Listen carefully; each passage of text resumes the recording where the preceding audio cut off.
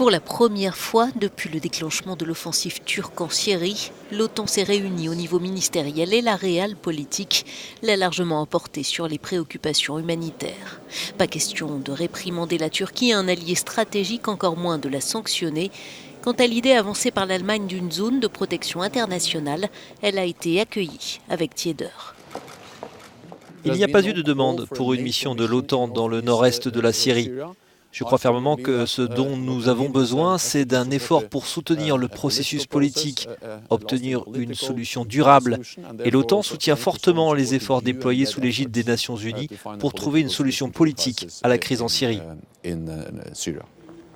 Une zone de sécurité dans le nord de la Syrie, le ministre belge des Affaires étrangères n'est pas contre, mais ce sera difficilement réalisable sans l'accord de la Turquie et de la Russie. Non, on n'est pas opposé sur le principe à réfléchir à une formule comme celle-là d'une zone internationale, mais pour l'instant, il y a une situation sur le terrain qui a évolué à la suite des accords entre la Turquie et la Russie.